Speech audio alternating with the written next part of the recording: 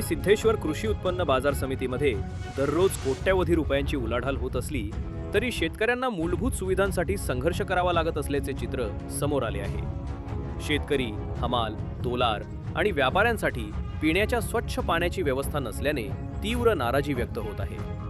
Dainik पुढारीच्या on the spot पाहणीत बाजार समितीतील अनेक गंभीर समस्या उघड झाल्या आहेत. स्वच्छतेचा अभाव, शौचालयांची दुरवस्था, सुरक्षा व्यवस्थेतील त्रुटी आणि माल चोरीच्या वाढत्या घटनांमुळे शेतकरी त्रस्त झाले आहेत. विशेष म्हणजे 27 एकर परिसरात उभारलेल्या या बाजार समितीत पूर्वी बसवण्यात आलेला RO प्लांटही आता गायब असल्याचा आरोप होत आहे. त्यामुळे शेतकऱ्यांना स्वच्छ पिण्याच्या पाण्यासाठी भटकंती करावी लागत असून अनेकांना विकतचे पाणी घ्यावे लागत आहे. सभापती दिलीप माने, प्रशासन आणि संचालक मंडळाने या गंभीर प्रश्नांकडे तातडीने लक्ष देऊन शेतकऱ्यांना आवश्यक सुविधा उपलब्ध करून द्याव्यात अशी मागणी शेतकरी वर्गातून होत आहे.